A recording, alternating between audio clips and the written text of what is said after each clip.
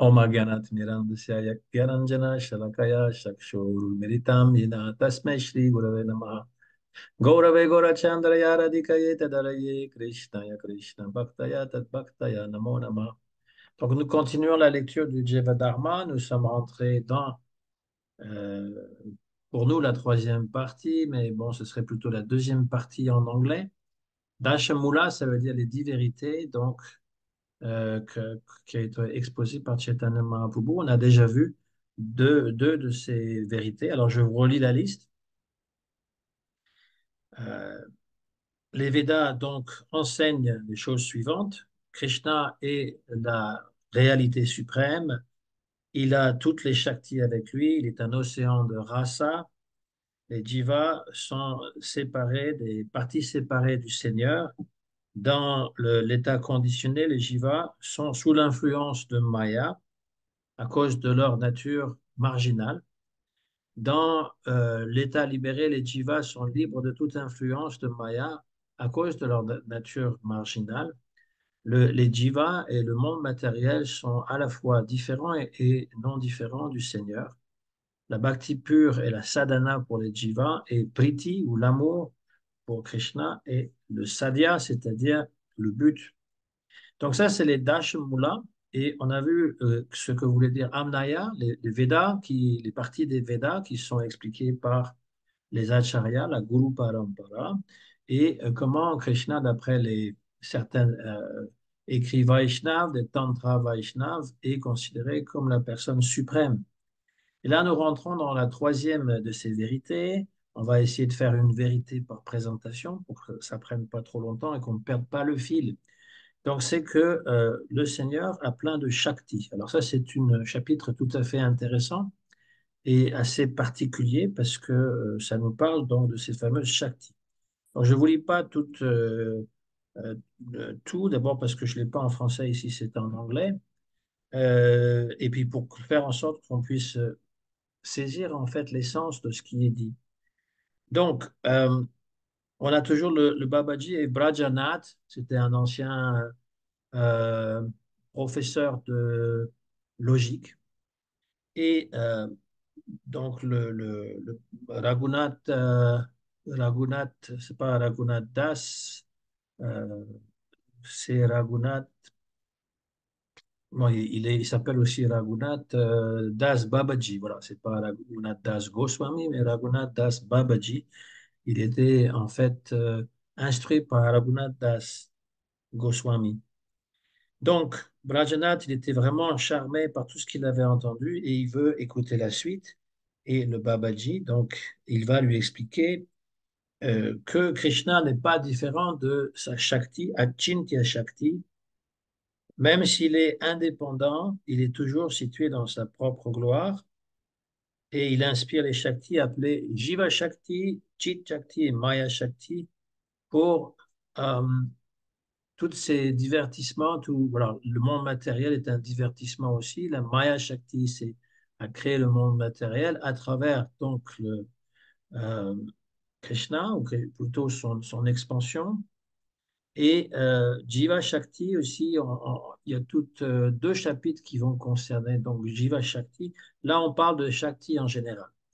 Donc, elle est présente dans tous les cas qui impliquent la seigneurie la seigneurie donc, de Dieu. Par exemple, dans la Shweta Shvatara Upanishad, donc là, Srila Bhaktivinoda Thakur va citer cette Upanishad qui est très importante parce qu'elle parle justement des Shakti et c'est une Upanishad théiste, hein, je l'ai déjà dit, mais c'est important de savoir qu'il y a des Upanishads qui sont considérés théistes, c'est-à-dire qui croient en Dieu, et d'autres qui sont non pas athées, mais qui sont plus panthéistes, c'est-à-dire que alors, pas dans le sens que la nature est Dieu, mais dans le sens que tout est un. Voilà. La nature est illusoire et sinon, il n'y a qu'une unité. C'est des Upanishads monistes aussi, on pourrait dire. Donc, dans la Shweta Shwatara Upanishad, il y a ces deux versets que Srila Prabhupada cite assez souvent. Natasya karyam karanam vidyate, natasama shabad yadika shadrishyate, parasya shaktir vivideva shruyate, swabhaviki jnana bala kriyacha. Donc, on parle du Seigneur qui a ni corps ni sens. Personne n'est égal ou plus élevé que lui. Son pouvoir suprême se répand partout. Il possède la connaissance, la force et l'action. Donc c'est ce qui est marqué. Et il y a plusieurs autres versets qui sont cités, mais là, Bhaktivinoda Thakur explique que la Parasya Shakti, Parashakti, c'est la Shakti principale. Alors qu'est-ce que veut dire Shakti? C'est une énergie, c'est un pouvoir, une puissance. Donc Parashakti, dans son état le plus élevé, est appelé le Tattva qui est suprême. Le Tattva, c'est la vérité. Et donc, euh, quand, quand le Quand la personne suprême se manifeste avec des qualités, on l'appelle Bhagavan. Et quand il se manifeste sans aucune qualité, il est Brahman, c'est-à-dire Nirvishesha. Nirvishesha, donc il n'a pas de Vishesha particulière. Euh, une Vishesha dans le sanskrit, ça veut dire une particularité ou ce qui définit un objet. Donc s'il est Nir, le préfixe nir, qui est un préfixe privatif, dit qu'il n'a aucune particularité, aucune qualité. Donc, nirguna, nirvishesha. Euh, et la parashakti s'appelle aussi swarupa shakti ou chit shakti. Donc, les Védas donc, parlent de ces deux sortes de manifestations et non-manifestations du Brahman. On parle du Brahman et du Purusha.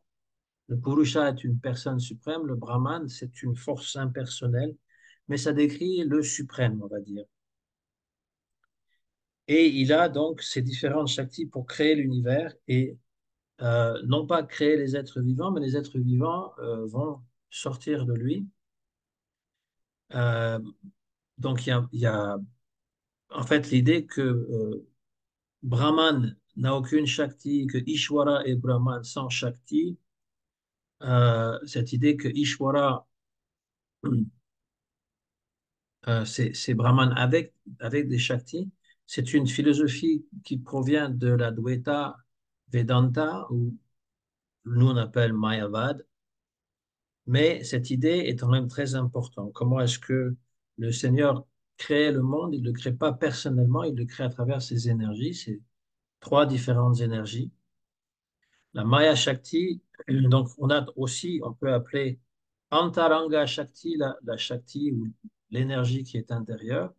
La Tashta Shakti qui est intermédiaire et Maya Shakti ou Bahiranga Shakti qui est externe, qui donc représente le monde matériel.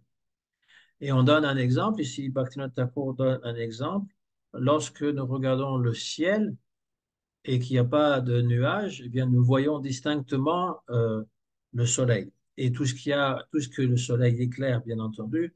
Mais lorsqu'il y a des nuages, on ne voit plus le soleil. Ce n'est pas que le soleil n'existe plus, c'est que notre vision est donc couverte. Donc on ne peut pas accuser, pas dire Dieu n'existe pas parce qu'on l'a jamais vu, c'est parce qu'on est couvert par des nuages. De même, ce Brahman, donc, c'est pas un nuage, mais il y a quelque chose au-dessus. Donc, Maya Shakti est comparé à un nuage et le Brahman est comparé à un soleil. Et c'est quelque chose d'assez facile à comprendre. Une autre comparaison est celle du miroir. Ça, c'est intéressant. Le miroir, l'image est reflétée dans le miroir, tout est à l'envers. Ma main droite est à la gauche et ma main gauche à droite. Et puis, on a donc une image de soi, mais qui est inversée. Un peu comme avec le téléphone, on peut aussi inverser. Euh, et donc, le monde matériel est une réflexion du monde spirituel. En fait, on retrouve cette idée chez les philosophes grecs. Hein, Platon parlait qu'il y a un monde idéal, un monde, ou plutôt idéal, le monde des idées, là où tout est parfait, la beauté est parfaite, la richesse est parfaite, la jeunesse, l'amour, toutes les choses auxquelles on aspire, eh bien, ça vient de là, on a comme un vague souvenir de ces choses qui existent dans le monde des idées. Donc, c'est pour ça qu'on appelle l'idéal, parce que lorsque on- on est idéaliste, on espère toujours la perfection, mais dans le monde matériel, c'est une réflexion de cet idéal imparfaite. Donc ça veut dire qu'on ne pourra pas avoir toutes ces choses qu'on désire, la fortune, la beauté, l'amour, tout ça seront dans le monde matériel des réflexions imparfaites. Donc Bhaktivinoda Thakur, il rajoute non seulement imparfaite, mais comment dire, on a l'image opposée, à savoir que on veut le bonheur, mais le plaisir que nous donne l'essence amène ultimement le malheur. C'est-à-dire que lorsqu'on n'a pas, alors ça c'est aussi les bouddhistes qui disent ça, lorsqu'on n'a pas, ils disent tout est souffrance, hein. La maladie est souffrance, la vieillesse est souffrance, mais être séparé de ce qu'on avait, par exemple, on avait une grande fortune, on la perd, eh bien, c'est une souffrance où on était amoureux de quelqu'un qui nous a quittés, et donc là, on a une grande souffrance. Ne pas obtenir ce qu'on veut aussi est une souffrance, ça génère de la frustration. Et donc, tout dans ce monde est quelque chose d'inversé. On veut le plaisir, on veut le bonheur plutôt, et on n'a que des plaisirs passagers. Après que les plaisirs sont consommés, vous avez quelque chose que vous mangez, et bien une fois que vous avez tout mangé, il n'y a plus de désir, le désir s'éteint, mais il reviendra bientôt. Ou si vous mangez trop, vous allez avoir une indigestion, se transforme donc, le plaisir se transforme en quelque chose qui est souffrant. Ça peut paraître pessimiste, mais c'est la réalité. Et la réalité de ce monde, c'est qu'on n'a rien de parfait. Tout est temporaire. Donc c'est une réflexion, c'est pas réel. Et il y a toutes les variétés qu'on peut trouver dans ce monde matériel, mais ce sont des variétés temporelles. Donc, là, Brajanath, il demande quelle est la Shakti de Krishna qu'on nomme Radhika, Srimati Radharani. Et Babaji Maharaj répond, Krishna est le Shaktiman, celui qui génère la Shakti, et Radha est la Shakti complète. Et euh, on peut dire que Srimati Radharani, c'est la Swarup Shakti entièrement, c'est-à-dire c'est la Swarup Shakti, c'est Krishna a des multiples Shaktis, n'est-ce pas? Et on peut le dire qu'il en a trois principales, comme on a dit tout à l'heure. Pour le traduire, pour ceux qui connaissent le yoga, le Vedanta, Satchitananda, hein, c'est assez facile à se rappeler, hein. L'éternité, la Chit, c'est la connaissance, et Ananda, c'est encore mieux que le bonheur, c'est la félicité. Et donc, ça, c'est trois Shaktis, mais en fait, ultimement, il n'en a qu'une. Ça s'appelle Swarupa, hein. Rupa, c'est la forme, soit ma propre forme, donc c'est identique à lui-même. C'est la Shakti qui est identique à lui-même, de laquelle découle après trois Shaktis ou euh, une infinité de Shaktis. Mais ultimement, c'est Radha et Krishna. Voilà comment est expliqué dans le Vaishnavisme.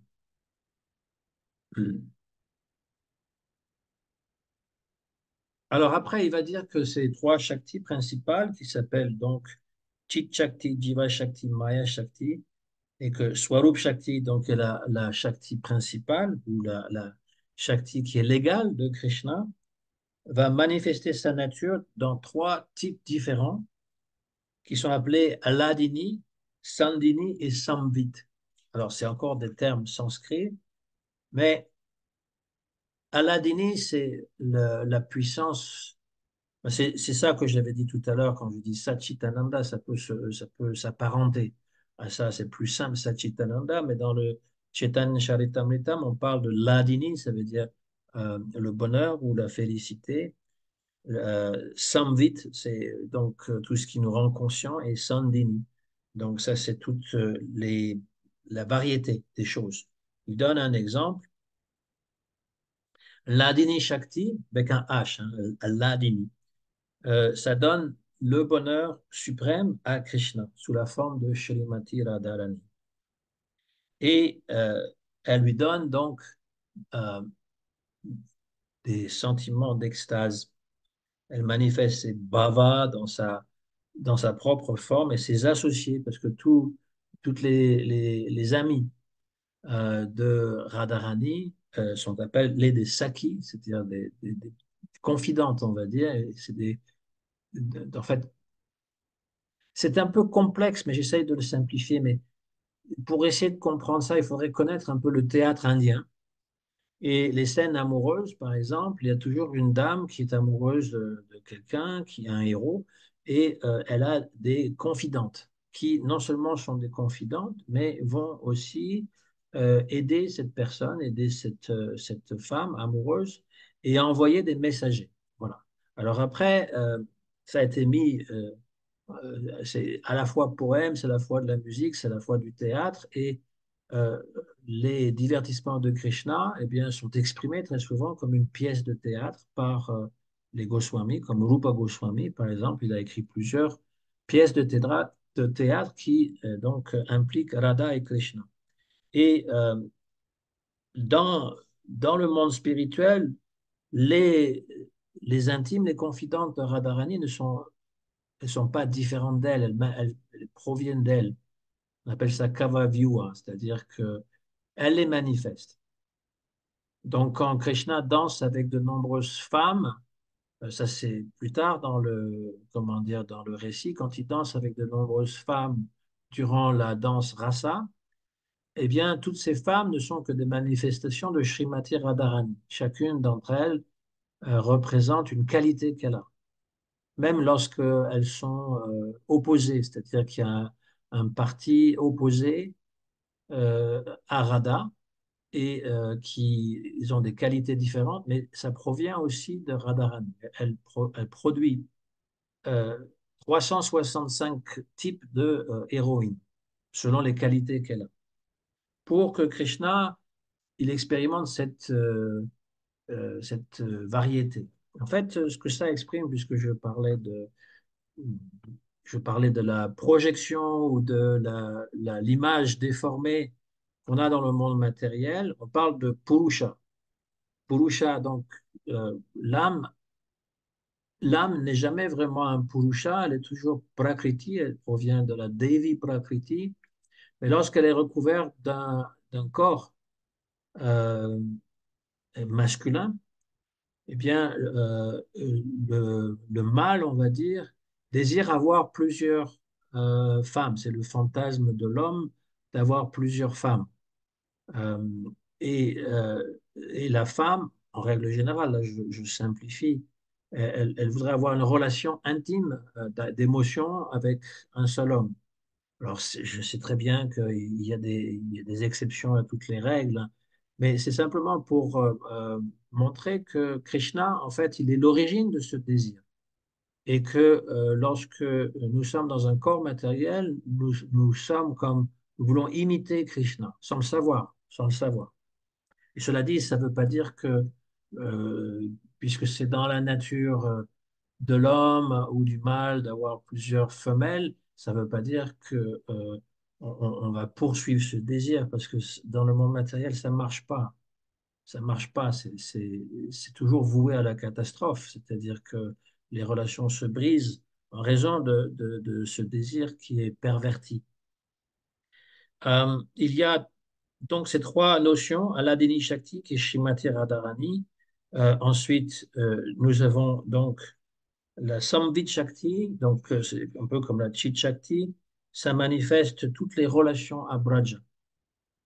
C'est ce que je viens de dire, toutes les relations qui émanent par exemple de Srimati Radharani. Elle connaît, elle sait que Krishna est celui qui veut toujours s'amuser, qui veut toujours avoir le plus de plaisir. On l'appelle Rasika Sheka, donc celui qui va goûter toutes les rasas. Et donc elle manifeste toutes les relations possibles avec lui. Ça, c'est du côté féminin. Du côté masculin, Balaram va manifester donc la possibilité d'avoir des relations. Et plus particulièrement, toutes les choses qui sont toutes les choses qui sont concrètes. Donc ça, c'est la dernière Shakti, la dernière partie de cette Shakti, Sandini. Sandini manifeste les villages, les forêts, fait de terre, d'eau, etc. Govardhan, c'est quelque chose qui est manifesté pour les divertissements de Radha et Krishna. Ça semble un peu complexe, mais c'est parce que en plus, Il n'y a jamais un moment où Krishna, qui est un, devient deux dans le temps, parce qu'il n'y a pas de temps. C'est quelque chose qui échappe un petit peu à notre logique matérielle. Et il n'y a pas non plus un moment où il n'y a pas il n'y a pas Govardhan, il n'y a pas la Yamuna. Ces choses sont toujours manifestées. Mais c'est simplement pour nous donner une compréhension, sans qu'il y ait une explication qui puisse aller jusqu'au bout de la logique, hein. À un moment donné, on arrive à quelque chose qui n'est pas explicable. Et donc, par exemple, Brajanath, donc, il va poser cette question à son Babaji. Donc, vous avez expliqué que l'Adini, Sambit et Sandini sont des fonctions spéciales de Swarupa Shakti. Et la Jiva Shakti, donc, est une toute petite portion de cette Swarupa Shakti. Et Maya Shakti est considérée comme l'ombre, parce que c'est une autre comparaison. Lorsque je mets ma main, il y a le soleil, je mets ma main comme ça et que je suis éclairé par le soleil, il y a une ombre qui se projette sur le sol. Cette ombre n'est pas réelle, même si elle est rattachée à la forme réelle, enfin réelle, la forme physique, elle n'a pas d'indépendance du corps, par exemple. Et donc, c'est comparé à une ombre, Maya Shakti. Euh, Parfois à une réflexion, parfois à une ombre, euh, parfois à un rêve, mais c'est pas la réalité ultime, parce que le monde matériel, sa qualité première, c'est d'être temporaire. Il n'y a rien qui dure. Ça aussi, les Grecs, ils se sont beaucoup penchés sur cette notion. Pourquoi est-ce que euh, tout change, tout bouge? Qu'est-ce qui est finalement ne bougerait pas? Donc, ça a donné naissance à ce qu'on appelle l'ontologie. Qu'est-ce qui est qui ne change pas? Ou encore, on appelle ça la métaphysique. Dans la métaphysique, eh bien, c'est l'ontologie qui occupe la première des positions. Bon, là, on est dans la philosophie, mais ça fait partie aussi de cette réflexion, hein, qu'est-ce qui est. Donc, pour expliquer le jiva, qui est une petite portion, alors le jiva, c'est l'être vivant, c'est nous, hein, tout ce qui est vivant, et même ce qui ne paraît pas vivant, parce qu'on peut être une âme incarnée dans de la pierre. Elle n'a pas de mouvement, elle n'a pas de façon d'exprimer quoi que ce soit, elle ne grandit pas comme un arbre, elle est complètement inconsciente, mais à l'intérieur, il y a un petit jiva quand même.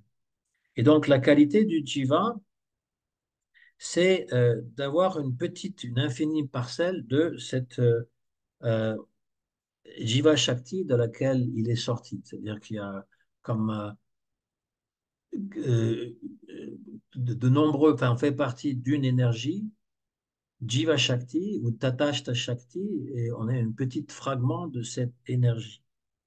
Donc, l'Adini Shakti, la puissance d'avoir du bonheur, est présent éternellement dans le Jiva sous la forme du Brahmananda. C'est-à-dire que si on n'a pas de relation avec Krishna et si on se libère de l'illusion d'être d'être avoir un corps, être un homme, une femme, et de l'illusion de s'identifier aussi à notre esprit ou le mental, eh bien, on peut atteindre l'état du Brahman. Ananda dans le Brahman, c'est-à-dire la félicité dans le Brahman. Donc, c'est ce que atteignent certains yogis, c'est-à-dire les gens qui pratiquent le yoga, ou encore ce qu'on appelle les gyani qui peuvent donc atteindre Brahmananda, parce que c'est présent en nous. C'est comme ça, on peut atteindre cela. Samvit est présent dans le jiva comme Brahmagyan. Donc la connaissance, le samvit, la connaissance, on peut atteindre jusqu'à la connaissance spirituelle, transcendantale, ce que nous vendent la plupart des gourous aujourd'hui. Les gourous qui sont mayavad, eh bien, ils sont toujours en train de nous vendre ou de louanger la libération dans le Brahman. Et ensuite, Sandini, donc, est présent dans la conscience du jiva. Anu Chaitanya, c'est une petite conscience, mais elle fait partie quand même du jiva. Donc, on peut atteindre Brahmananda, on peut avoir la connaissance du Brahman et avoir de la conscience. Voilà comment cette l'Adini Shakti, ce qui donne le plaisir, le bonheur, est présent naturellement dans le jiva. quand il est libéré de ces gangs matériels, ces enveloppes matérielles que sont le corps et le mental. Ensuite, euh, la Swarup Shakti, dans sa fonction de Ladini, c'est-à-dire, je retraduis, euh, ce qui est représenté comme la Shakti principale de Krishna, qui n'est pas différente de Radhika, quand elle est présente dans son aspect de bonheur, dans Maya Shakti. C'est ce qu'on appelle la joie matérielle. Samvit, donc la connaissance, les relations, est présent dans le monde matériel comme la connaissance matérielle. Il y a tellement de choses à savoir et on ne peut même pas tout savoir. Il y a tellement de détails. Et les relations matérielles aussi. Et la fonction Sandhini dans Maya Shakti, c'est la matière, le corps matériel du jiva dans le monde matériel. Alors, je ne sais pas si vous suivez, ça veut dire que ces trois aspects de la Swarup Shakti, la Shakti intime de Krishna, se manifestent envers Krishna, donc en donnant du bonheur à Krishna, en donnant aussi des expériences différentes et des relations différentes avec Krishna, et, euh, et tout ce qui va, je dirais, et en manifestant tout l'univers, Govardhan, Yamuna, tout ce qui finalement fait partie de la demeure de Shri Krishna. Ça, c'est envers l'être suprême. Après, ces trois fonctions, donc on appelle Ladini, Samvit et Sandhini, se manifestent dans le jiva, dans l'être individuel, comme étant Brahmananda, ce qui donne le bonheur. Dans l'être vivant, c'était le Brahman, la connaissance du Brahman et la conscience du Brahman. Donc voilà. Et ensuite, lorsque ces trois fonctions de la Swarupa Shakti se manifestent dans Maya, eh bien, ça représente la joie matérielle. Le Samvit représente la connaissance matérielle ou les connaissances. Et Sandhini se représente la matière grossière, le corps, l'univers, etc. Voilà, si vous avez des questions après là-dessus, j'essaierai d'y répondre, mais c'est simplement pour montrer qu'il y a une connexion entre ces trois fonctions de la Shakti principale dans les différents endroits, hein, Chit Shakti ou Swarupa Shakti qui est parfaite avec Shri Krishna, Jiva Shakti ou Tatashta Shakti, et puis ensuite Maya Shakti. Donc Brajanath dit, si on pense que les effets de la Shakti, si on y peut y réfléchir, pourquoi est-ce que ça s'appelle, pourquoi est-ce qu'on dit que c'est inconcevable? Hmm. Dans le monde matériel, il est impossible de comprendre les qualités contradictoires qui existent. Hein, on ne peut pas dire que quelqu'un est beau et laid à la fois, même si on peut comprendre qu'il y a certaines choses qui sont belles et certaines choses qui sont mauvaises. On ne parle pas de la même chose. Par exemple, le visage, on ne peut pas dire qu'il est à la fois beau et laid. Voilà. On ne peut pas dire qu'une chose soit bonne et mauvaise à la fois. On ne peut pas dire que quelque chose, euh, que, comment dire, que la joie, ça s'appelle un oxymore en fait. En français, on appelle ça un oxymore quand on dit une lumière ténébreuse, par exemple. C'est des choses contradictoires qui se relient, mais on les comprend plus par métaphore ou par encore euh, poésie. Et la poésie utilise beaucoup ces choses-là. Mais sinon, dans la réalité matérielle, une chose ne peut pas être son contraire. C'est pas possible. Et donc, Krishna, lui, combine des shaktis qui sont inconcevables parce qu'il a une forme personnelle, mais aussi il peut être sans forme. Donc, les adorateurs du Brahman impersonnel, c'est un aspect de la personne suprême qui est donc non manifesté, mais à la fois il peut être manifesté et se représenter sous une forme. Ensuite, il, euh, il n'accomplit aucune action, mais il accomplit toutes les actions.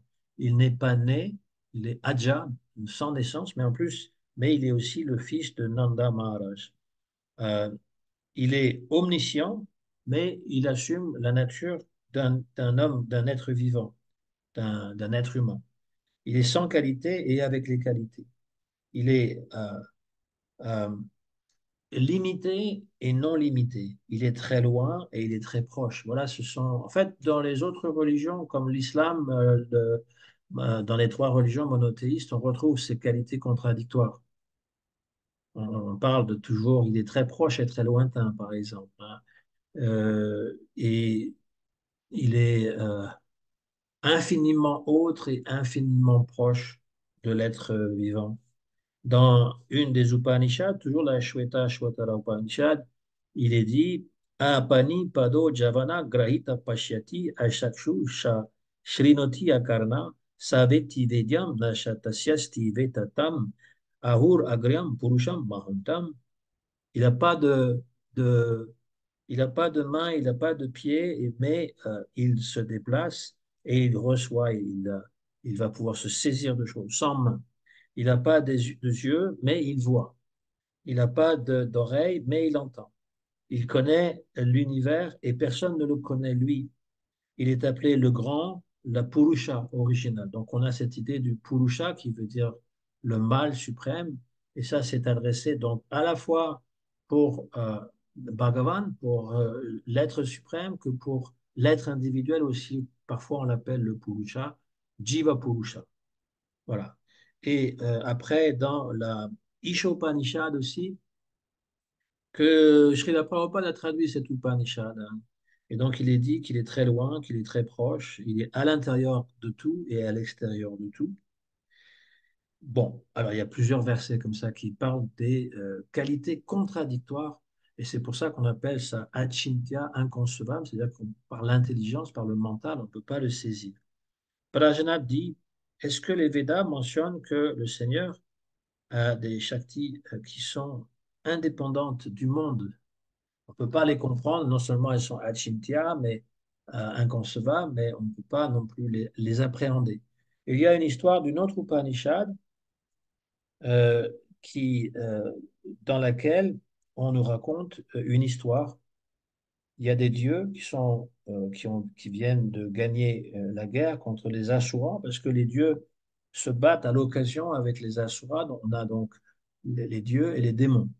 Ça aussi, on retrouve ça dans d'autres mythologies, parce que à l'origine, il y a des événements qui se sont passés, qui ont été compris et réécrits dans différentes religions pour signaler donc qu'il y a cette bataille cosmique. Et donc là, ils avaient remporté une victoire et ils sont très contents de pouvoir.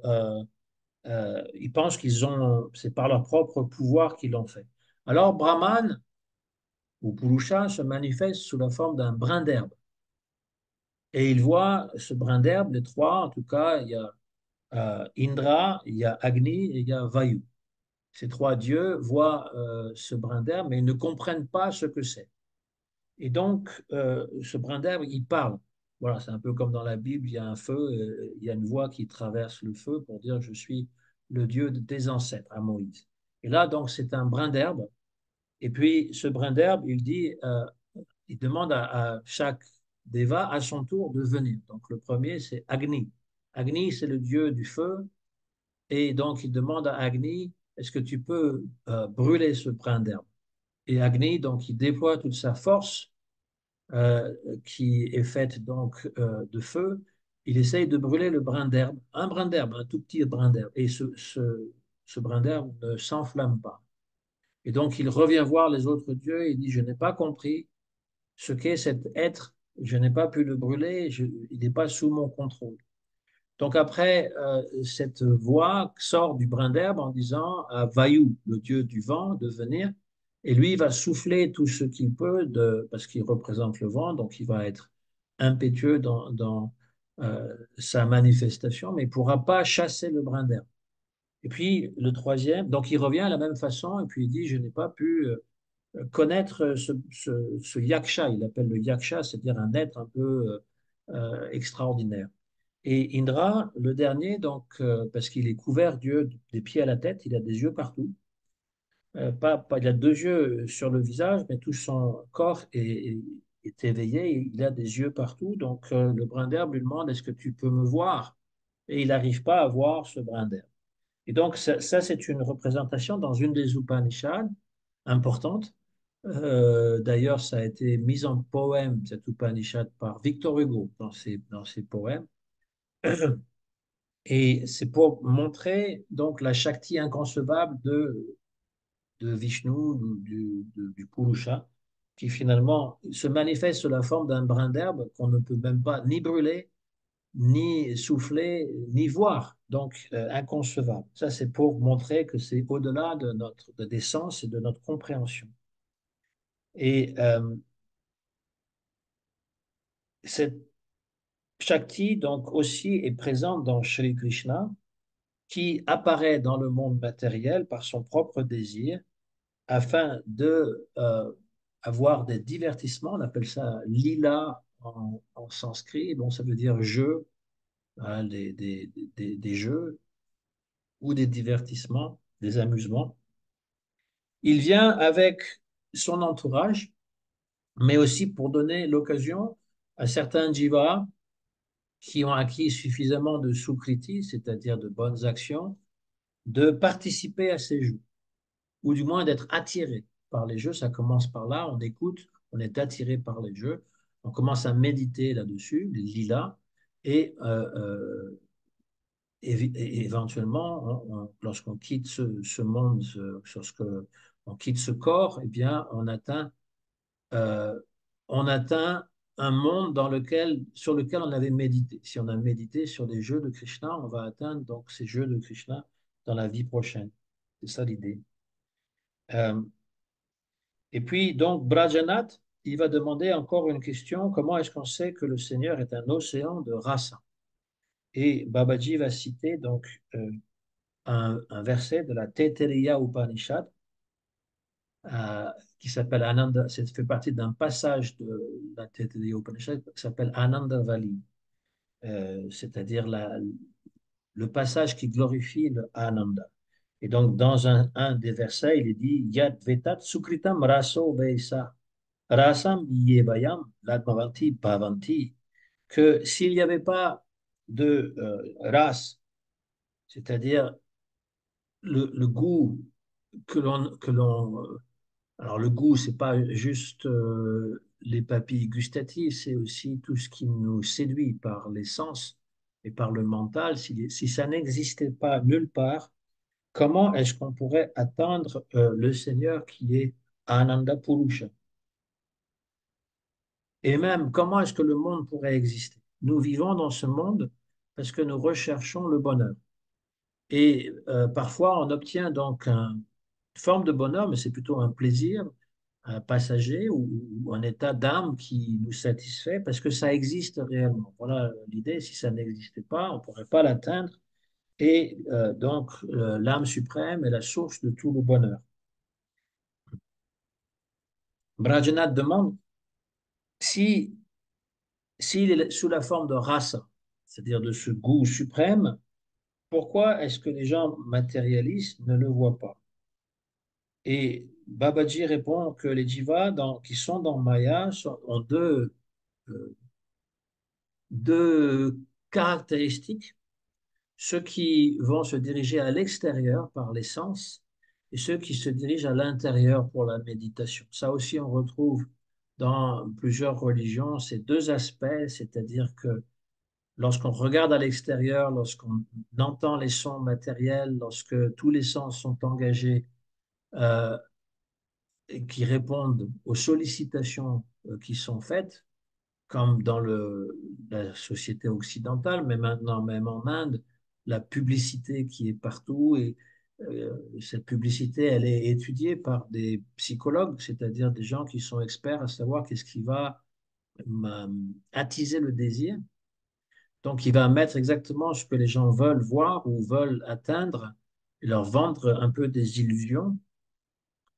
Euh, Par exemple, le slogan aux États-Unis, c'est que depuis longtemps, c'est que c'est le rêve américain, c'est-à-dire que si vous allez aux États-Unis, vous avez la possibilité de devenir millionnaire et même milliardaire.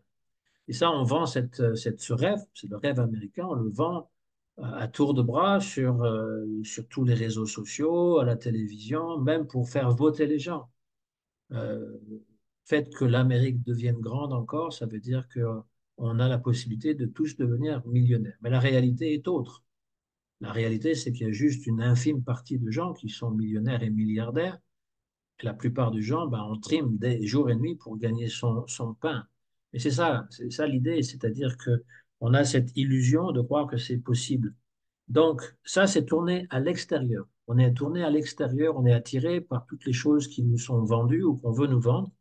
Alors que le yogi, le sage, lui qui veut méditer, eh bien, il s'assoit et puis il va concerner à l'intérieur. Dans le Srimad Bhagavatam, dans le deuxième chant, Shukadev Goswami explique la méditation sur le Paramatma, à l'intérieur du cœur. Donc, dans les autres religions aussi, par exemple, Saint Augustin disait que Dieu est plus intime à moi que ma propre intimité, c'est-à-dire il est l'intimité de mon intimité, c'est-à-dire très caché, mais à l'intérieur du cœur. Il faut se tourner vers le cœur, il faut arrêter de parler, d'être distrait par toutes les sollicitations que le monde matériel nous fait pour pouvoir se concentrer sur l'âme suprême. Donc il y a cette idée de l'intérieur et de l'extérieur. Alors Brajanath, il demande, mais comment est-ce que ce Dieu du rasa se manifeste lorsqu'on est capable de méditer sur lui? Et là, il y a la description de Krishna qui porte donc un châle jaune qui a la complexion d'un nuage de pluie, qui est toujours jeune, qui s'assoit sous un arbre à souhait. Et donc, lorsqu'on médite sur cette forme à deux bras avec des yeux de lotus, ce Krishna, eh bien, on devient libéré. Voilà. Donc, c'est décrit dans plusieurs passages. Ici, il cite la Gopal Tapani Upanishad, qui est une Upanishad dédiée à Krishna. Et d'autres descriptions sont faites. Par ailleurs, il cite aussi dans la Katha Upanishad comment le Seigneur ne peut être atteint ni par la parole, ni par l'intelligence, ni même en écoutant.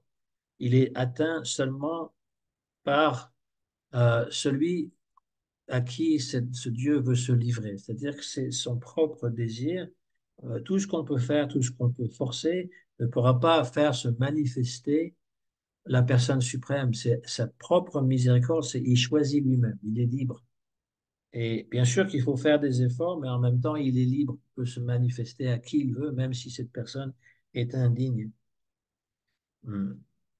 Donc, même en lisant beaucoup de livres, ça ne veut pas dire qu'il ne faut pas lire, hein, justement, parce que le fait d'entretenir une sadhana va pouvoir faire en sorte que Krishna nous aperçoit et de la compassion. Enfin, c'est pas Krishna lui-même. D'abord, c'est Paramatma. Ensuite, si on médite sur les divertissements de Krishna, ça va être c'est Radhika qui est la première à voir l'effort du dévot qui médite sur les divertissements de Radha Krishna. Srila Prabhupada nous a souvent dit que si vous voulez faire plaisir à Krishna, il faut servir Radharani.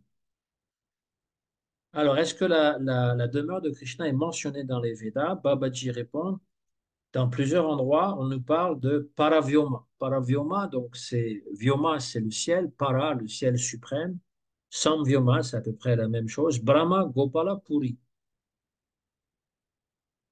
Parfois, Brahmapuri, la ville de Brahma ou la ville de Brahman. Brahma, Gopala, Puri, c'est dans l'Upanishad dédié à Krishna, la Gopal Tapani Upanishad. C'est Goloka Vrindavan, Gokula. Donc voilà, il y a plusieurs citations, hein. Diye Brahma Pure Yesha Vyomi Atma Pratishtita dans la Mundaka Upanishad. Le Seigneur est situé dans le monde spirituel, la cité du Brahman. On en parle dans le Vedanta Sutra aussi. Aham Madhye Sakshat Brahma Gopala Puri. Ça, c'est dans la Gopal Tapani Upanishad. Parmi tous ces endroits, la cité de Gopal est directement Brahman. Alors après, la question se pose, c'est ce que Brajanath demande, pourquoi est-ce qu'il y a d'autres personnes, comme les tantriques, qui appellent la Shakti de Shiva la Adya Shakti, ou la Shakti primordiale? Ce qu'on appelle les Shaktas, ceux qui vénèrent la divinité sous la forme de la Shakti ou la mère divine disent qu'elle est la Shakti de Shiva et qu'elle est Adi Shakti. Babaji répond, la Shakti de Shiva, c'est la Maya Shakti. Durga Devi, c'est Maya Shakti. Kali, c'est aussi, c'est la manifestation de l'énergie Maya Shakti. Donc, il y a des brahmanas qui sont dans la qualité du sattva, qui adorent Maya, comme celle qui contrôle les gunas. Et donc, c'est plus ou moins pur leur relation, parce qu'ils comprennent qu'elle est la déesse de Maya.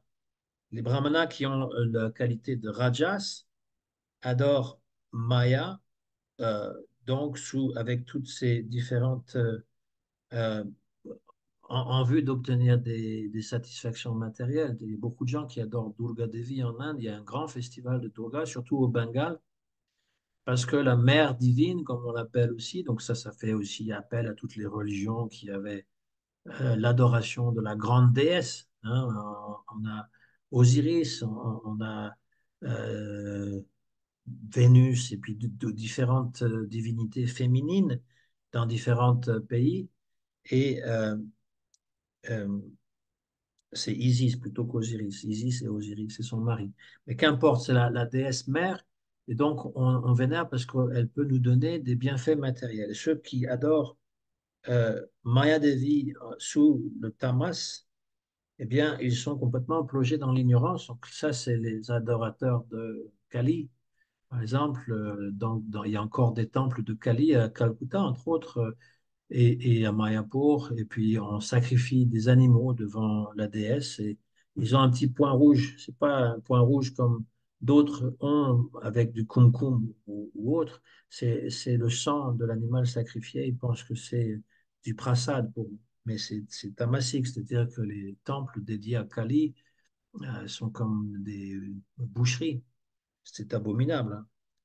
Donc, Maya est la transformation de la Shakti principale, de la Swarup Shakti. Elle est comme une ombre.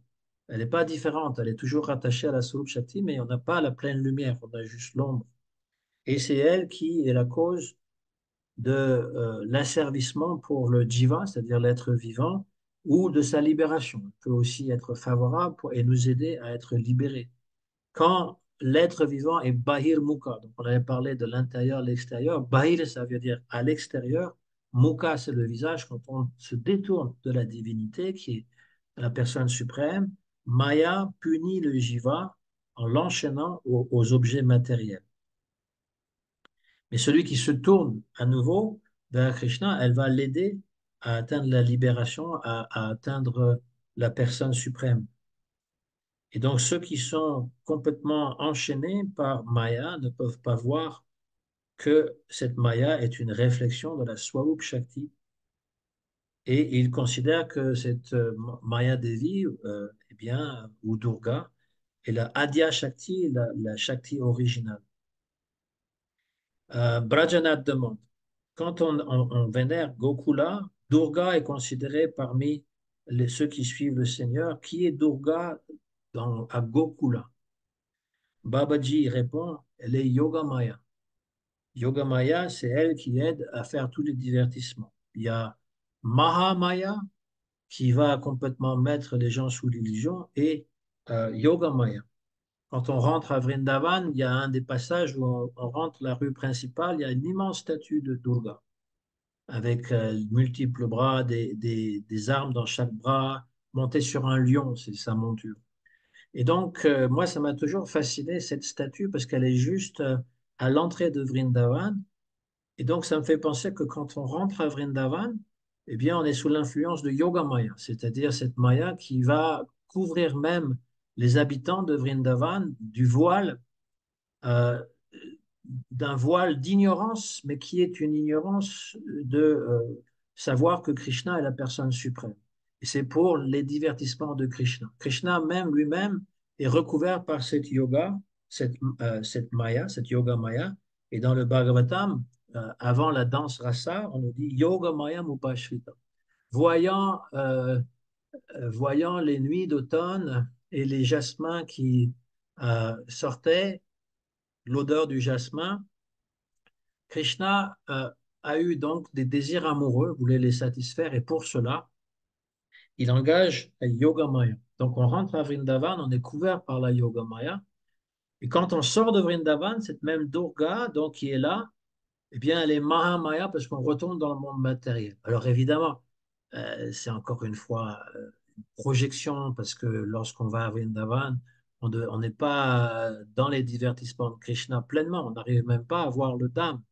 Et quand on ressort pour aller dans le monde extérieur, c'est pas que on va être recouvert par quelque chose. Au contraire, souvent quand on sort de Vrindavan, on porte avec nous tous les souvenirs, toutes les expériences qu'on a eues à visiter les différents temples et à faire le tour de Vrindavan. C'est juste pour souligner cet aspect que la déesse, elle peut être à la fois euh, cause de notre oubli, et aussi, elle peut, alors elle est à la fois la cause de l'oubli de Krishna, pour préciser, mais elle est aussi cause de l'oubli que Krishna est Dieu et qu'on a une relation intime avec lui. C'est un peu subtil, mais c'est très vrai quand on le comprend. On ne peut pas apprécier les divertissements de Krishna si on n'a pas compris cela.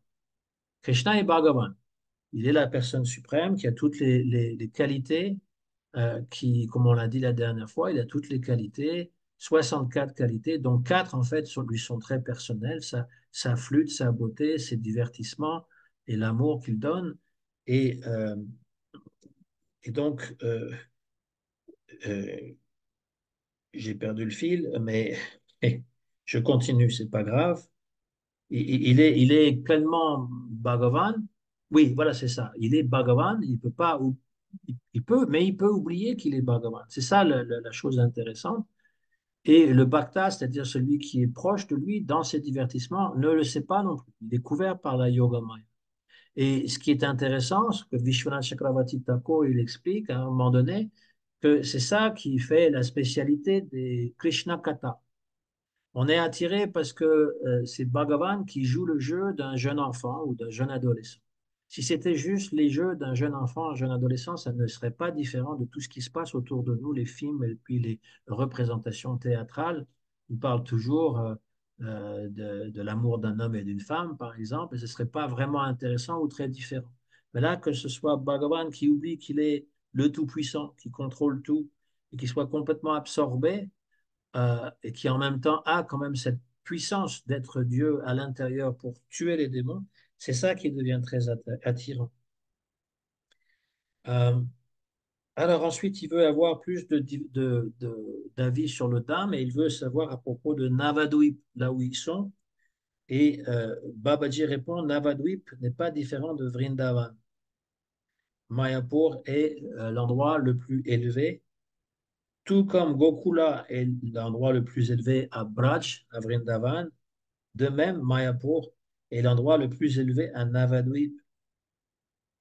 Mayapur, c'est euh, le Mahayogapit de Navadvip Dham. C'est-à-dire que là, lorsqu'on va euh, à Mayapur, qu'on va à l'endroit où est né Chaitanya Mahaprabhu, c'est le cœur, en fait, de Navadvip. Navadvip, ça veut dire neuf. Il y a 9 îles qui sont séparées par les branches du Gange et de la Sarasvati. Et sur chaque île, il y a une des activités de dévotion, hein. Commençons par Shravanam. Shravanam, Kirtanam, Vishnu Smaranam, Parasevanam. Donc les 9 différentes pratiques de dévotion sont représentées par différentes îles. Et donc lorsqu'on fait, donc on a ces 9, hein, Simantadvip, Godrumadvip, Madhyadvip, Koladvip, Ritudvip, Janudvip, Modarumadvip, Rudradvipa, et Antardwip, qui est au centre. Antardwip, en fait, c'est ce qu'on appelle Mayapur, hein. Son vrai nom, c'est Antardwip. Donc, Antar, c'est à l'intérieur, hein. Dwip, c'est une île. Et à Navadvip et surtout à Mayapur, si quelqu'un donc fait sa sadhana, le jiva, l'être vivant que nous sommes, l'être spirituel, peut développer l'amour divin, prema, très facilement, très rapidement. Et au centre de Mayapur est le Mahayogapit, c'est-à-dire le lieu de naissance de Chaitanya Mahaprabhu.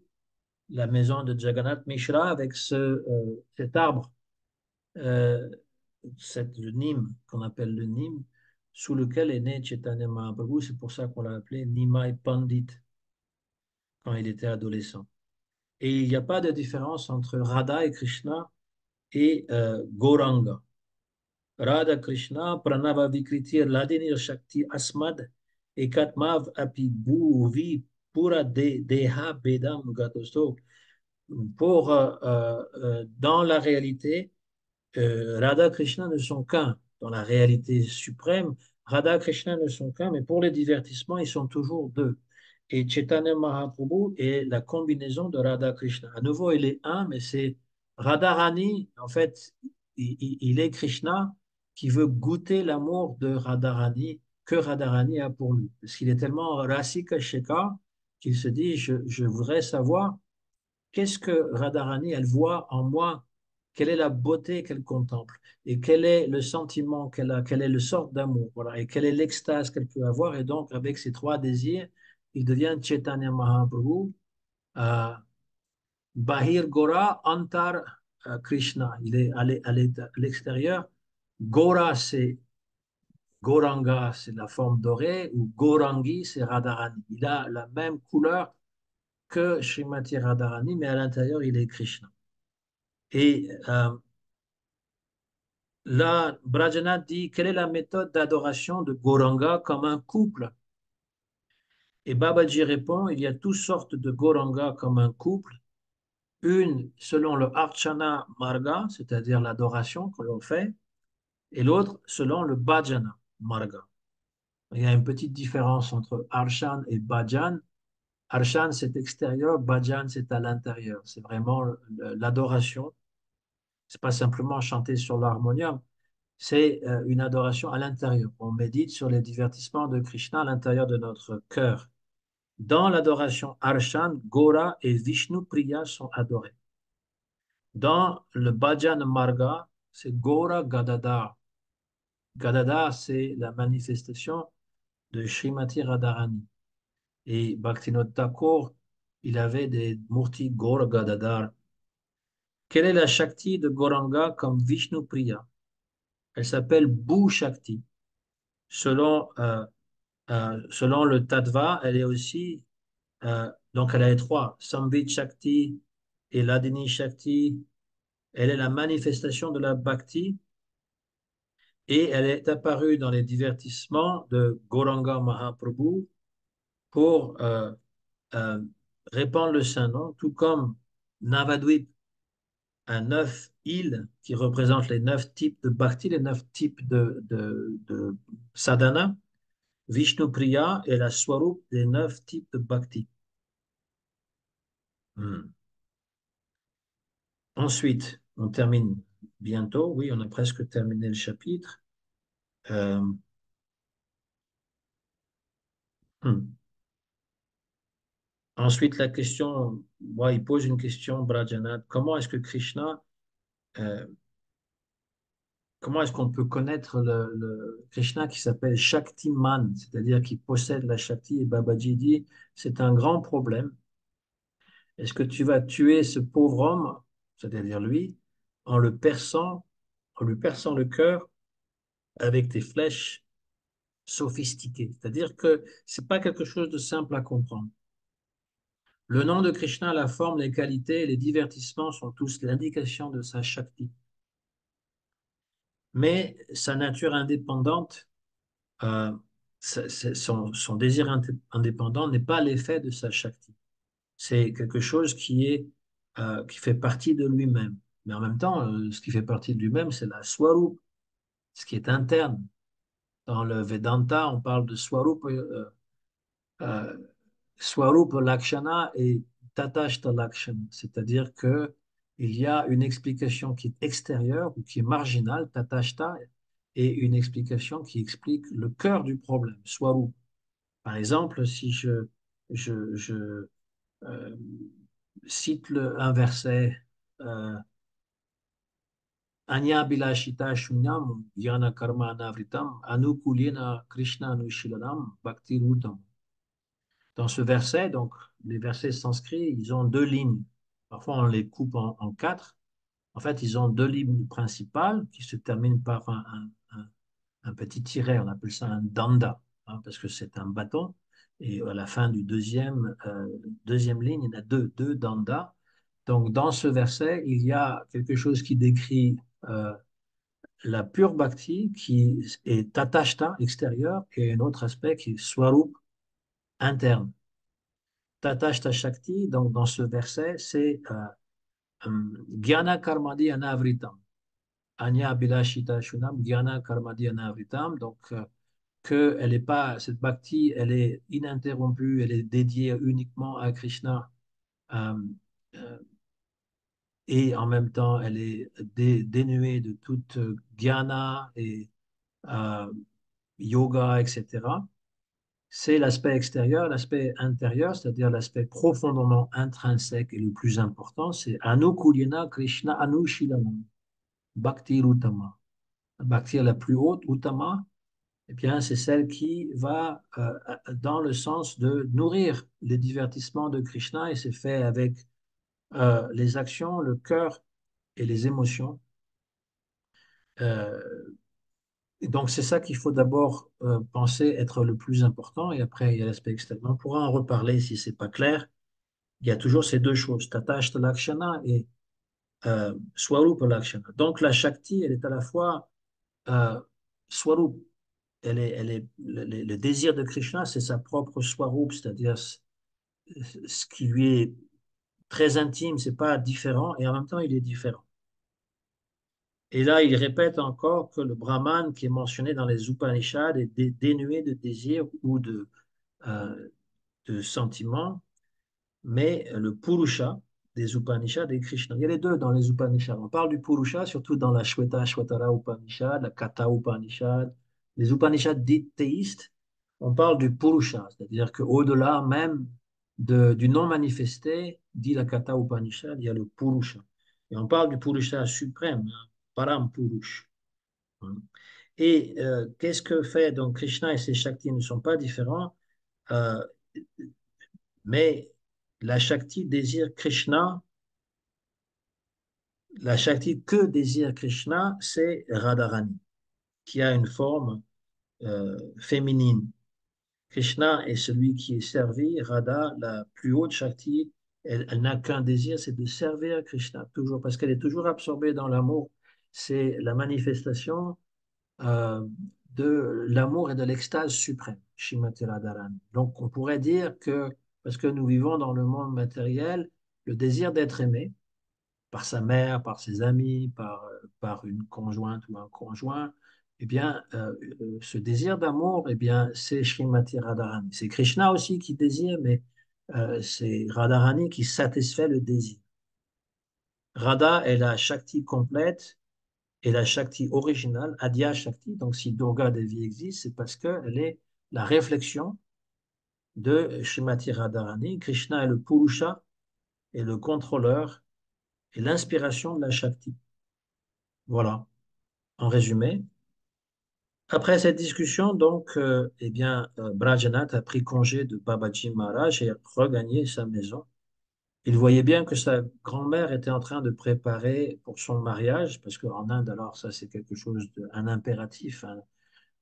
Les enfants doivent impérativement être mariés, parce que sinon, bah, c'est comme leur vie est gâchée. Donc, c'est les parents qui arrangent ou les grands-parents qui arrangent le mariage. Et Brajanath n'écouta rien. Il pensait simplement à toutes ces vérités qui avaient été révélées par le Babaji. Et il alla à Srivasangam, parce qu'il habite pas loin, en- en- avec une joie parfaite et en pensant qu'il serait vraiment merveilleux quand il pourrait à nouveau rencontrer son maître spirituel et approfondir ces sujets euh, d'Ashamula, des 10 vérités. Donc voilà pour Shakti Tattva, c'est en fait une des vérités parmi les 10 qui est assez complexe, mais vraiment très importante pour comprendre comment tout ça, ça marche. Parce que les Mayavad, ils ont de la difficulté à expliquer, par exemple, pourquoi euh, nous sommes tous dans Maya, ouvert par Maya et que à un moment donné, on se réveille de Maya. Donc, Maya est comparé à un rêve, à une illusion, à une projection. Ils utilisent toutes ces métaphores, mais ils ne peuvent pas expliquer d'où Maya vient. Ils ne peuvent pas expliquer pourquoi, si nous ne sommes pas différents de Brahman, que moi et toi, nous sommes un, ou je suis lui, ou Aham Brahmasmi, tous ces aphorismes qui viennent des Upanishads, ils ne peuvent pas expliquer l'origine de Maya. Et pourquoi, quand je suis éveillé, eh bien, il y en a toujours qui restent endormis. Si nous sommes tous un, pourquoi il y a une personne qui devient éveillée, un Jivan Mukta, et que les autres sont toujours endormis dans Maya? C'est la philosophie de l'Inde. On n'est pas sur la même conception que nos philosophies à nous en Occident, ni même les religions. Euh, Beaucoup d'Indiens, ils ne croient pas à la vérité complète d'un Dieu personnel avec lequel on peut avoir des relations intimes. Ils ne croient pas à ça.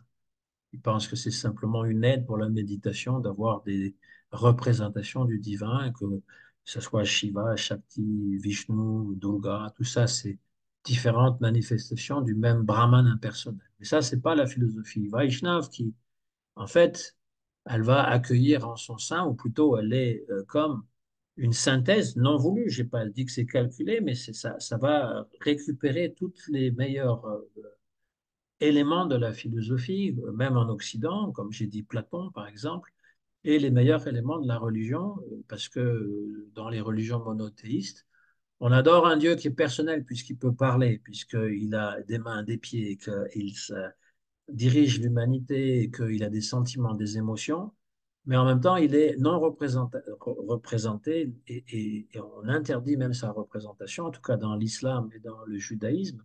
Et donc, la meilleure combinaison de tout, c'est de dire justement qu'il y a quelque chose qui le voile, mais on peut méditer sur lui. Il a une forme, et cette forme peut se manifester surtout sous la forme de Arsha Vigraha, c'est-à-dire la divinité sous la forme donc d'une statue. Mais bon, le statue, c'est pas le bon mot, mais la murti, quoi. Voilà. Donc, voilà pour ce tattva. Je sais pas si maintenant il y a des questions ou des commentaires. C'est à vous la parole. J'espère que vous avez tout compris. C'est difficile de tout comprendre là, hein. Ouais, c'est normal, parce que à Tout à moins fait. d'avoir lu ça plusieurs fois et d'avoir, comment dire, médité là-dessus, on ne peut pas comprendre d'un premier coup. Et surtout qu'en plus, je n'ai pas le livre là, alors pour que ça. Ouais. Et Alors, le livre est disponible, mais seulement comment dire, sur le site Pure Bhakti. Il faut taper en français, il faut le télécharger. c'est vrai que moi, parfois, j'essaye ben, je me dis, oh là, je suis attirée par l'extérieur, justement, par le monde, par ci, par là. Ça rejoint beaucoup ben, le chemin psychologique qu'on peut avoir aussi. Et des fois, je me dis, non, mais Maya, c'est bon, laisse-moi tranquille et tout. Je veux pas, je veux pas.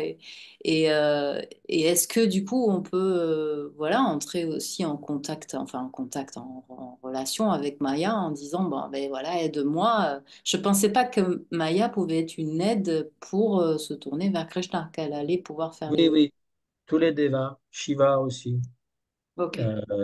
Durga, mais il ne faut pas aller expressément dans un temple.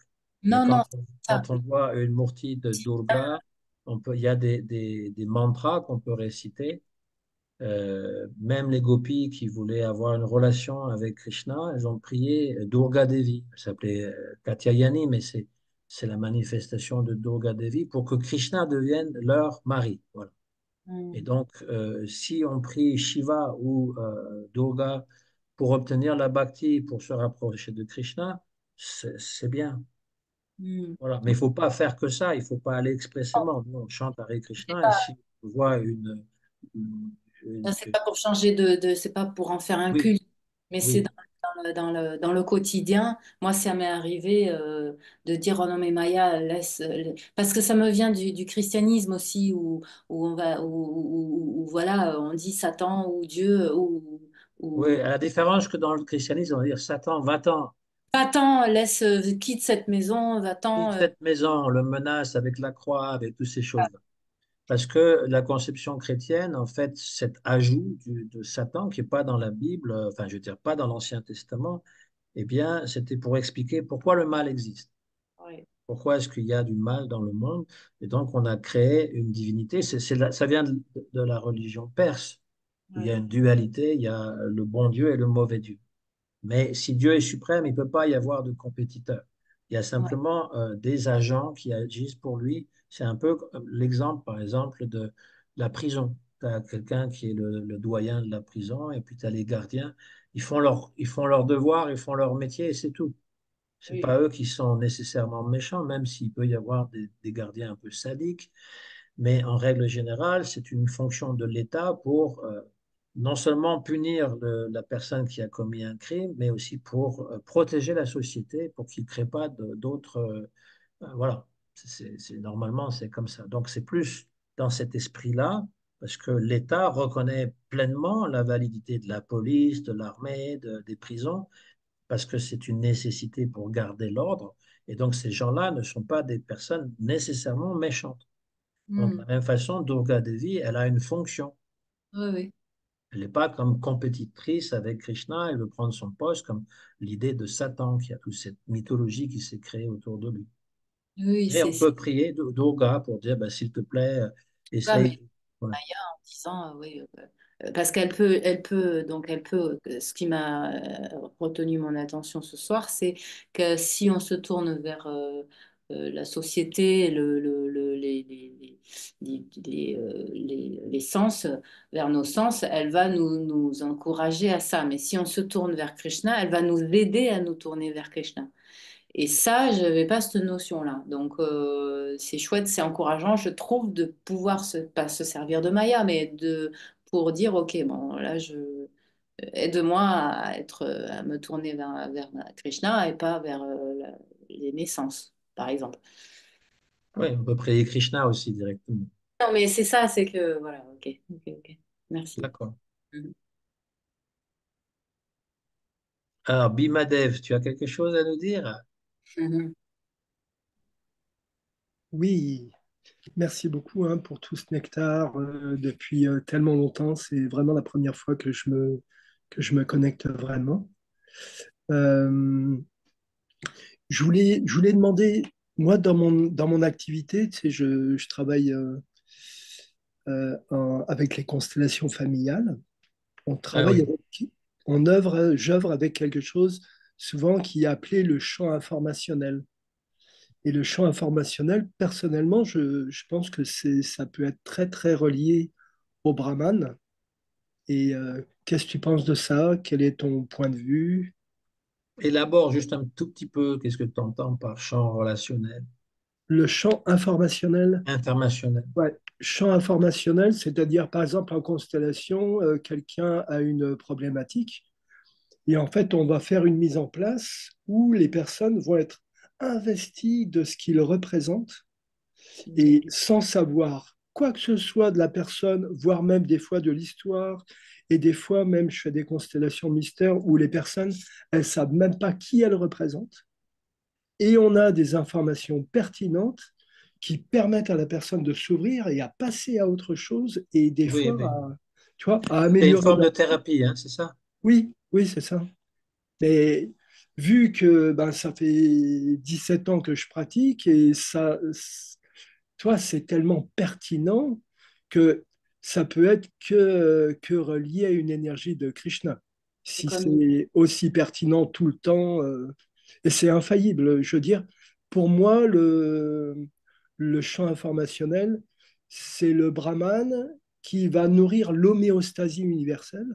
Tu vois, il y a une homéostasie qui est là, qui est dans tout système. Tout système est régi par des lois et est régi par Oui, l'homéostasie. Tu oui, vois. tout est relié. Ouais, c'est ça. En tout cas, je ne sais pas si ça représente le Brahman. Ultimement, tout représente le Brahman, mais c'est certain que c'est une purification du mental qui emmagasine tellement d'informations. Et donc, en purifiant le mental, on se rapproche de notre nature véritable. oui, Oui, Oui, mais le point, c'est que pour moi, parce que je travaille beaucoup avec à mettre en lumière tout ce qui est inconscient, et donc travailler avec l'inconscient aussi bien personnel, l'inconscient familial, l'inconscient collectif. Et cet inconscient, le fait qu'il puisse être mis en lumière, je veux dire aussi simplement et aussi facilement, quand il y a tout ce qu'il faut pour ça, je veux dire, c'est moi je suis émerveillé de la de la pertinence de ce qui se passe à chaque fois, et à chaque fois c'est différent, et à chaque fois c'est juste. Ben, c'est très bien comme métier. Moi, j'adore, je suis fan de ce que je fais, je suis vraiment fan. Et Oui, c'est une démarche spirituelle, bien entendu. ouais. Et puis, il y a, moi, je pratique aussi une autre technique qui s'appelle Numen Process. Numen, tu dois connaître le mot Numen. Humaine, Ouais, Ouais. oui, ce qui est spirituel. c'est ça. Numen, quoi, par rapport, c'est d'origine latine et ça voudrait dire la puissance de vie.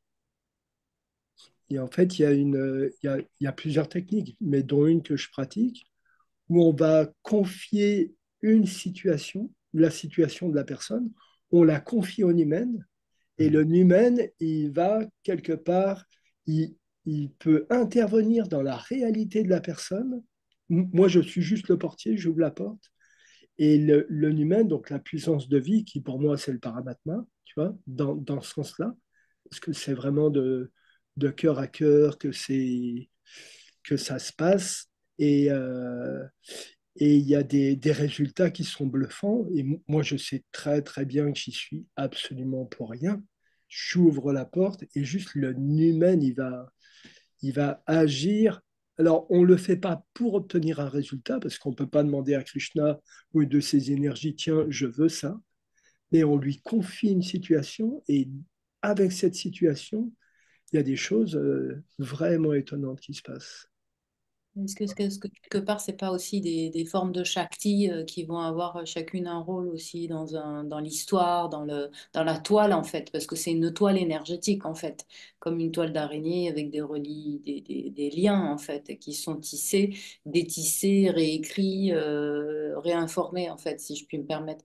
Et donc du coup, moi, ça m'a parlé aussi, mais je suis pas, j'ai pas, je j'ai pas encore assez intégré ce qu'a dit Mhm. Prabhu ce soir, mais j'ai le sentiment aussi qu'il y a des Shaktis dedans il y a des Shaktis dedans qui agissent en fait dans ce travail, que ça soit le human, l'hypnose, toutes ces techniques psychocorporelles, énergétiques. Voilà, Mm, c'est une intuition là. J'ai pas de quoi expliquer plus. mm. L'idée, c'est que beaucoup, en tant que dévot, c'est vrai qu'on voit le brahman comme complètement impersonnel et quelque part, on s'en désintéresse alors qu'on vit dedans. Mais moi, ce que j'ai compris ce Mais soir, c'est pas juste qu'on vit dedans. En fait, l'âme provient du Brahman. C'est pour ça, ce soir, on a abordé ce thème. Bhaktivinoda Thakur, il dit que la joie qu'on peut obtenir quand on n'a pas une relation avec Krishna, quand on n'a pas un gourou, disons, qui est Vaishnav, eh bien, on va atteindre le Brahmananda. C'est-à-dire que c'est présent en nous. Et la connaissance de Brahman, c'est notre façon d'atteindre la connaissance suprême. Et donc, c'est pour ça qu'il y a beaucoup de personnes qui sont attirées par ce Brahman, parce qu'on provient de là. Et Krishna, il est à découvrir. Krishna, la relation n'a pas encore été établie. Il est un peu comme un inconnu pour nous, mais lorsqu'on est attiré par la bhakti, qu'on entend les histoires de Krishna, qu'on récite le nom de Krishna, c'est parce que dans nos vies passées, nous avons eu un contact avec un grand Vaishnav et donc ça nous attire. Et c'est ce lien avec les Vaishnavas supérieurs qui viennent donc du monde spirituel qu'on peut dépasser même Brahman et aller au lieu où Krishna a ses divertissements. Parce qu'il faut bien comprendre que les critiques que font les dévots envers les impersonnalistes, ça ne veut pas dire que ces gens qui sont attirés par le Brahman sont dans le faux, qu'ils ont pas, qu'ils ont tort, que c'est une mauvaise religion ou que ça nous amène en erreur. Parfois, il y a des mots un peu durs qui sont utilisés pour protéger celui qui veut découvrir Krishna. Parce que on provient de là et on est dans un état un peu statique. Mais l'amour se développe, alors il y a l'ananda dans le Brahman, mais l'amour se développe en présence de cette personne suprême. C'est là que je disais que la bhakti, telle qu'elle est proposée, c'est un peu un mélange de toutes les religions. Il y a l'aspect donc de la Shakti, il y a l'aspect aussi du Brahman, et il y a l'aspect aussi donc de Bhagavan. C'est ce que dit ce verset, hein. Brahmeti, Paramatmeti, Bhagavan iti Shabdyate. Donc, c'est différentes sortes de réalisations.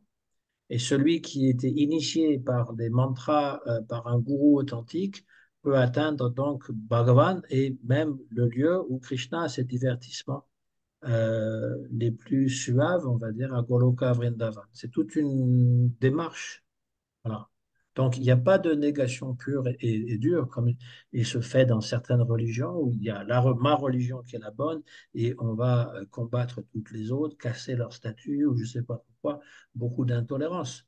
On peut évidemment adopter la bhakti dans cet état d'esprit, mais ce n'est pas un état d'esprit très avancé. Et donc là, je te rejoins, c'est qu'il y a des blocages. À l'intérieur de notre esprit, il y a des blocages. Et donc, si on peut se débarrasser de ces blocages et puis pratiquer aussi, avoir une sadhana, eh bien, on va pouvoir vraiment rentrer en contact beaucoup plus intime et prolongé. Mm. Mais bravo pour ce que tu fais. Et puis Anuradha aussi, qui est aussi dans ce même genre de démarche, de purifier l'esprit, de rendre un peu plus lucide les gens qui viennent vous voir. Mm.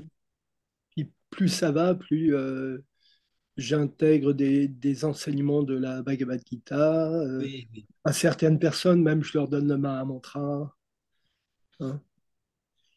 Et, Pareil. ouais, une des dernières personnes à acheter, sans que je lui dise, il a commandé la Bhagavad Gita avant que je lui propose. Il l'avait commandé sur Amazon. Hein, super. Et évidemment, la Bhagavad Gita telle qu'elle est, hein, évidemment. Il faut vérifier.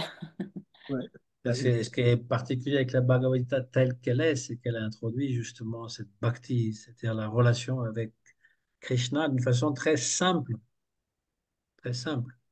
J'aurais une question à te poser, Prakashat Ma, Ouais. au sujet de la Bhakti et de la Kripa. C'est un peu pareil. La Kripa est indépendante de Krishna. Alors, comment rejoindre ce que tu as dit sur le choix de Krishna de nous donner ou non sa miséricorde? Ah oui. Pourquoi elle est indépendante de Krishna, la kripa, c'est-à-dire la miséricorde? Pourquoi elle est indépendante? Parce qu'il a fait comme ça. C'est Non. Radharani, si tu veux, c'est Ah, non, mais Radharani fait partie de lui. En fait, la question que tu me poses, c'est pourquoi est-ce qu'il choisit telle personne et pas telle autre personne, c'est ça? oui, d'une certaine manière. Parce que la Alors, Bhakti, si tu veux, précise, est indépendante. Euh, précise ta question. Moi, j'ai toujours entendu parler que la Bhakti était indépendante. C'est-à-dire qu'elle était au-delà au-delà du service qu'on peut faire, au-delà des efforts qu'on peut Oui, faire, au-delà de tout ça, oui, tu sais, qu'elle c'est ce que n'était j'ai dit. euh, qu'elle n'était pas sujette à quoi que ce soit. Voilà, Oui, par rapport à nous, voilà pas par par rapport à... rapport à Krishna. Elle n'est pas indépendante de Krishna. Les deux sont un. Oui, à mon avis, c'est les deux. C'est la Bhakti qui est indépendante de Krishna. Non, non, Enfin, elle n'est pas indépendante de Krishna. On peut pas l'influencer. On peut pas. Enfin, moi, ce que je comprends, Non, c'est non, qu'on. mais le Bhakti, c'est Radharani. ouais. Et Radharani est toujours avec Krishna. Tout ce qu'elle désire, c'est être. Elle n'est pas séparée, jamais. C'est-à-dire que, là encore, je disais la synthèse de toutes les religions, mais il manque toujours quelque chose dans les religions monothéistes, c'est l'aspect féminin. Je sais qu'on a introduit Marie, mais Marie, c'est pas Dieu, ça. C'est clair qu'elle n'est pas Dieu. Et l'idée, donc, d'avoir un Dieu à la fois masculin et féminin, ça réconcilie tous les contraires, on va dire. Donc, il n'y a pas d'indépendance. Par contre, elle est indépendante Euh, dans ce qu'on peut faire. C'est pas parce que je chante 64 tours, je fais les pèlerinages dans tous les endroits sacrés, je lis les livres, je m'absorbe, qu'elle va nécessairement se manifester ou manifester les C'est divertissements de Krishna. pas influençable. Non, on peut pas. Et c'est justement la différence avec les autres divinités où si tu récites des mantras, parce que tu veux quelque chose de matériel, tu peux l'obtenir.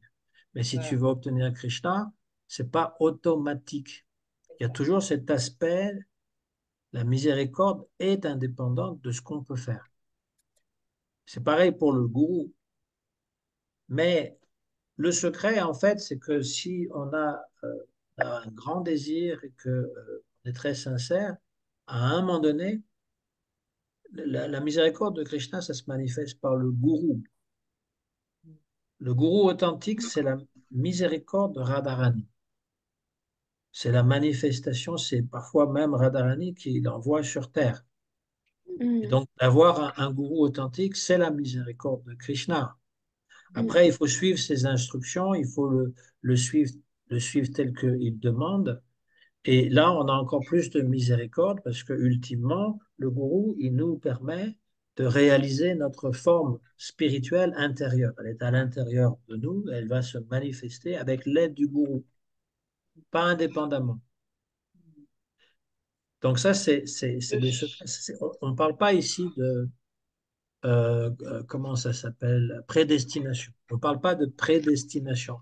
Dans certaines religions comme l'islam, Allah a décidé pour l'éternité qui sera sauvé, qui ne le sera pas. Même si, par exemple, tu es absorbé, que tu chantes les noms d'Allah toute la nuit, s'il a décidé que tu ne serais pas sauvé, ben voilà, débrouille-toi. Et il a décidé de sauver. Alors ça pose la question à savoir pourquoi faire aucun effort si finalement il décide ce qu'il veut. Mais il y a plus que ça. La prédestination, Calvin aussi disait ça chez les protestants, la double prédestination, ceux qui sont destinés à être libérés et ceux qui sont destinés à aller en enfer, c'est Dieu qui décide. Bon, ça paraît assez cruel, mais si c'est parce que c'est cruel pour la personne qui fait tout pour essayer d'être agréable à Dieu. Mais en fait, il ne parle pas de ces gens-là. Il essaye d'expliquer pourquoi il y a des gens qui ne sont pas croyants, qui sont des mécréants. mm, Donc c'est plus à cette question-là qu'il répond. Même dans le Coran, c'est la même chose.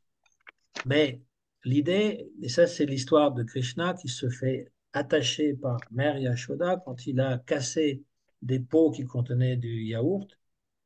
Elle a pris une corde, elle a essayé de l'attacher, mais il manquait toujours l'espace de deux doigts. Elle avait beau relier des cordes, c'était toujours deux doigts.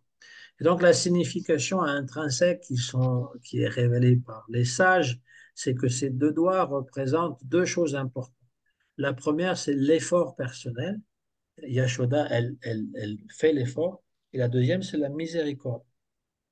Krishna, voyant que mère Yashoda s'acharnait pour le lier, et il voyait sa mère qui transpirait, qui était très frustrée, il a pris comme de la compassion envers elle et il lui a accordé la possibilité de le lier. Donc le nom Damodar qui est lié par le Udara qui est le ventre, ces deux doigts en fait qui manquent, c'est à la fois l'effort, à la fois la miséricorde. Si on a la miséricorde, qu'on ne fait pas d'effort, on ne pourra pas aller bien loin. Si on fait l'effort et qu'on n'a pas la miséricorde, on ne pourra pas non plus aller bien loin. Il faut que les deux soient combinés. mm, Et ça passe par le gourou, parce qu'on ne peut pas voir Krishna directement. On va voir le maître spirituel, on peut après avoir des réalisations spirituelles. Et pour satisfaire le gourou, pour savoir si on satisfait le gourou, ça a été posé souvent cette question à Gurudev. Comment est-ce qu'on peut savoir qu'on a satisfait le maître spirituel? La réponse est très simple. Il a répondu, si vous êtes heureux. Ah, C'est-à-dire que tu fais un service et que tu es heureux, ça veut dire que ton gourou est satisfait. C'est très simple hein, comme réponse. mm, Si on n'est pas heureux, il y a quelque chose qui ne va pas bien. Mm. ouais. Même dans notre service de dévotion, il peut arriver des moments où on a des épreuves, donc on est un peu déprimé, mais si on est toujours en dépression, on a toujours des problèmes. Ça peut être les effets du mental et ça peut être nettoyé justement par des techniques, mais ça peut aussi être le fait que bien, on fait pas ce qu'on doit, on fait pas ce qu'on doit faire. Voilà. Mais il faut toujours avoir ce juste milieu. Si on est trop acharné, on met trop de zèle, on décide de manger juste des légumes une fois par jour, qu'on va s'absorber, etc., que rien ne se passe, rien ne change, on peut devenir déprimé, effectivement, hein. Ça arrive à certaines personnes, hein. Il y a des dévots qui en viennent même au suicide parce qu'ils ne trouvent pas ce qu'ils cherchent, parce qu'il n'y a pas d'équilibre dans ce qu'ils font. Le maître spirituel, il ne te demande pas d'être fanatique. Il te demande simplement de suivre euh, une forme de sadhana, c'est-à-dire une pratique, et d'être régulier dans la pratique. C'est pas qu'on va. Yukta Viragia, on appelle. Oui, mais il y a yukta veraga, c'est-à-dire que tu rejettes rien, mais tu le prends pour l'utilisation du service. Ouais. Ouais. Mm. Et si tu veux pas chanter 64 tours, c'est pas la peine de te forcer. Il vaut mieux chanter 16 tours et bien que 64 tours, comme le disait Sridhar Maharaj, Bhakti Rakshak Sridhar Goswami Maharaj, on chante comme si on avait une mitraillette. Mhm. Hare Krishna, Krishna Krishna, Hare Hare, Hare Hare. Enfin, c'est pas ça, il faut y mettre du cœur. Mm. Ouais. Donc la miséricorde, c'est ça, c'est cet aspect douceur. Pas que je vais prendre tout relax et que je vais être allongé dans un lit et boire de la bière. C'est pas ça. Mais relax dans le sens que on a confiance que le processus fonctionne et que éventuellement on sera nettoyé de toutes les choses indésirables, attirances pour le monde matériel, pour les choses qui s'y passent, pour les plaisirs, etc. Si on est sincère, Krishna, il va nous donner sa miséricorde. Et la miséricorde de Krishna, c'est Radharani. Mm, mm. Et la façon qu'elle se manifeste le plus souvent, c'est à travers le gourou. C'est pas que Radharani va nous apparaître comme elle est apparue avec les Goswamis de Vrindavan. Elle va se manifester sous la forme de gourou, c'est-à-dire que le gourou est envoyé par Radharani. C'est aussi l'envoi de Balaram. Ouais. C'est le gourou suprême. Balaram. Oui, gourou suprême. Mm. Radharani aussi, hein. Oui. Oui, aussi, ouais. Le gourou Les suprême. deux. Ces deux manifestations qui sont complémentaires, parce que Radharani, elle manifeste tous les sentiments et les extases du monde spirituel, et Baladev, il représente, on avait parlé de Sandini Shakti, c'est lui qui manifeste le Dham, le royaume, Vrindavan Dham, Govardhan, Yamuna, tous les endroits de divertissement, c'est manifesté par Balaram. Mais ça ne veut pas dire qu'à un moment donné, il n'y avait rien, que c'est sorti de lui, c'est pas ça que ça veut dire. Mm. C'est plus subtil que ça. Ouais. Et Sridhar Maharaj dit aussi, dans ce que j'ai retenu, que l'extase, c'est une énergie complètement autonome. L'extase, c'est une forme de miséricorde, évidemment. Et Oui. je pense qu'il y a énormément de dévots, sinon pas tous les dévots, mais énormément de dévots, peut-être tous, je ne sais pas, qui ont, à un moment donné, goûté à une communion, à des symptômes d'extase qui font que nous avons plus de doute sur le Oui. fait par rapport à notre pratique, par rapport au bhakti yoga, parce que c'est un goût qui nous a été donné qui est tellement énorme et au-delà de ce monde que c'est ce qui nous donne quelque part la base de la détermination de continuer, voilà, de persévérer. Les expériences spirituelles que tu Oui. appelles extase, c'est pour t'encourager, et c'est pour te dire que le processus, il fonctionne. Sinon, si tu n'avais jamais ça, Quoi bon? Bah ouais. donc, oui, je pense que tous les dévots ont eu à un moment donné ces Une goutte. expériences. Je pense C'est pas encore le but, mais ça veut dire qu'on est sur le bon chemin. Ah oui. Mm. Mm. Je pense qu'au début, c'est un encouragement, mais après, c'est une relation qui s'établit entre toi et le gourou, et puis après, Bhagavan, Oui, quoi. bien sûr. C'est, ouais, Bien sûr, parce qu'on peut avoir des expériences comme ça, même avant avoir été dévot, bien sûr. Mais Mm. après, relation avec le gourou, oui, le gourou, de toute façon, il est toujours là. ouais, Il nous quitte jamais. Le gourou, même quand il est physiquement plus présent sur la planète, il se manifeste sous la forme de rêves, il se manifeste aussi comme des apparitions ou des voix que tu entends. Il est toujours en train de te guider, de t'instruire aussi. Parce qu'à un moment donné, tu es assez familier avec ce qu'il dit, ce qu'il pense, ce qu'il veut, que tu sais si tu fais quelque chose qui n'est pas en accord avec lui, tu le sais immédiatement. Et c'est pareil quand tu fais quelque chose qui pourrait lui faire plaisir, tu le sais aussi immédiatement. Mm. ouais, c'est une Souvent, ça manifestation arrive, comme ça. Vas-y, dis. souvent, ça arrive en cuisine. Moi, en cuisine, souvent, je commence à cuisiner, puis il me vient une inspiration, une autre, puis après, et à chaque fois, je fais des choses que j'ai rarement fait, quoi. Des préparations extatiques. C'est ça. J'adore parce que en Tu cuisine, sais ce que tu dis, ça me rappelle l'histoire encore avec Rupa Goswami. Rupa Goswami et son frère Sanatan étaient en train de discuter des histoires de Krishna.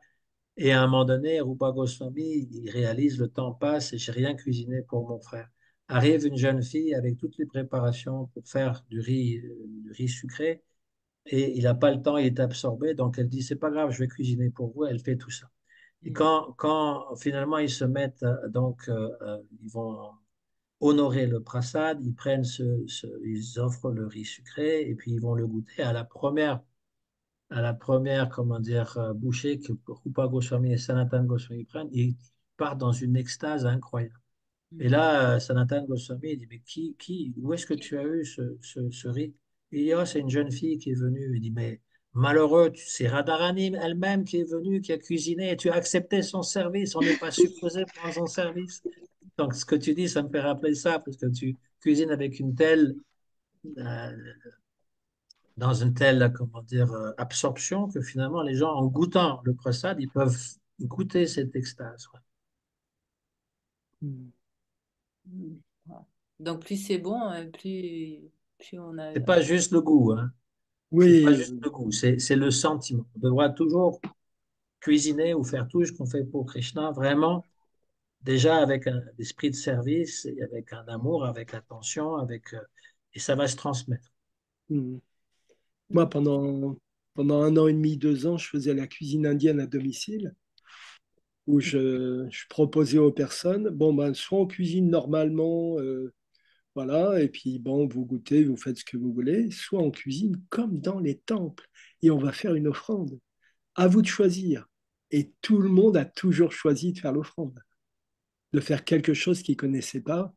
Et, euh, et souvent, avant l'offrande, je leur faisais tester, soit au pendule ou avec des antennes de lait de chair, le rayonnement énergétique de la nourriture. Et après l'offrande. Et il y en a qui, ben, au début, ils étaient à 2, 3, 4 mètres en fonction des aliments, s'ils étaient biologiques ou pas. Et c'est arrivé que les personnes, elles sortent dehors et puis elles aillent à 10 mètres, 20 mètres, 30 mètres, 50 mètres et ça tournait encore, quoi. Mhm. Et ça, c'est du pratico-pratique pour montrer l'importance de faire une offrande. Hein. Je faisais ça vraiment dans cet esprit-là.